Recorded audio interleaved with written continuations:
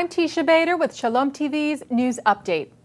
Israel's ambassador to the United Nations, Ron Prosor, stormed out of a United Nations session Monday when Iranian President Mahmoud Ahmadinejad began speaking on the rule of law.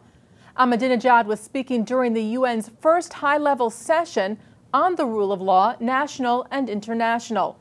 Prosor left the UN General Assembly hall during Ahmadinejad's speech, objecting to the fact that the Iranian leader was allowed to speak at the forum, saying a leader of a law-breaking nation that repeatedly violates the basic principles of the rule of law does not have a place in this hall.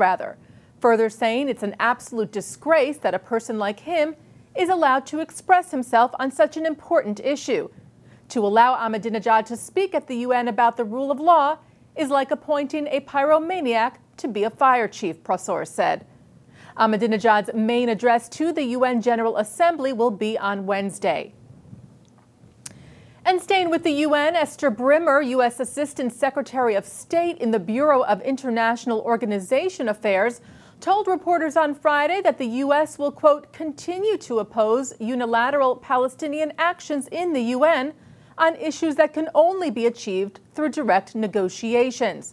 The Palestinians are expected to seek such an action when they make their bid for non-member status at the UN later this week, with Palestinian Authority President Mahmoud Abbas set to address the General Assembly on Thursday.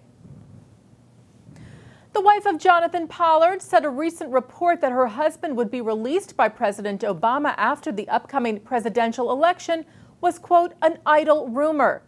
Yediot Acharonot had cited a high-level Israeli official saying that Obama intended to commute Pollard's life sentence as part of the list of pardons and clemencies he will grant between the election and the end of his term in January. Esther Pollard said such rumors detract attention and concern for her husband's situation, saying, "We have been through this numerous times before. The headlines always promise Jonathan's release at some future date, which never arrives, while at the same time alleviating the pressure for Jonathan's release in the present tense."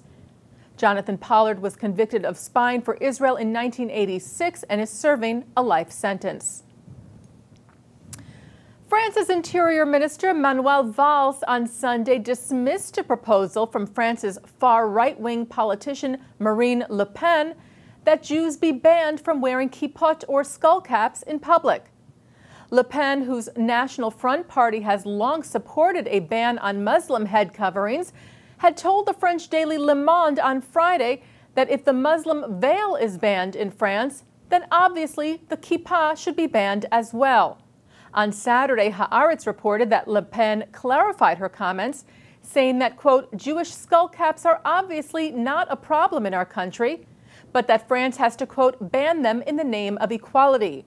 Valls, speaking at a Rosh Hashanah ceremony in a Paris synagogue on Sunday, said of Le Pen's remarks that the hateful, rejecting speech cannot be tolerated, adding that it reflects who Le Pen and the National Front are, a party that is so far from the Republic's values.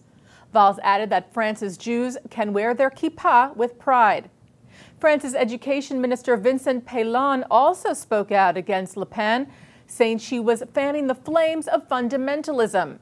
Rabbi Pinchas Goldschmidt, head of the Conference of European Rabbis, said Friday that Le Pen was unworthy of belonging to the mainstream political arena in France, and that her suggestion of a ban on wearing the kippah in public takes us straight back to the times of state-sponsored anti-Semitism under the Vichy regime. The Jerusalem Post reports that a spokesman for Germany's foreign ministry told the paper that Germany was considering whether there was criteria to outlaw the Iran-sponsored Hezbollah from the European Union, listing them as a terror group. The spokesman said, "We take very seriously the concerns of our Israeli partner over possible activities of Hezbollah in Europe. That affects also the questions of the financing of Hezbollah and the possible involvement in worldwide narcotics trade." In the last month, the United Kingdom, the Netherlands, and 76 U.S. senators all urged Catherine Ashton, the EU top foreign policy representative, to include Hezbollah in the EU terror list. And finally today, Israel has selected the award-winning film Fill the Void as its submission to the Best Foreign Language Film category of the Academy Awards. The film, which won top honors at Israel's Ophir Awards, known as the Israeli Oscars, takes an intimate look inside the private world of Tel Aviv's ultra-Orthodox Hasidic community and one young woman's life-altering decision. The film is the first full-length feature film for director Rama Borstein, who is herself Hasidic. Borstein said she wanted to create a portrait of family life within the Hasidic community without presenting it in conflict with the secular world. And that's Shalom TV's news update. I'm Teisha Bader.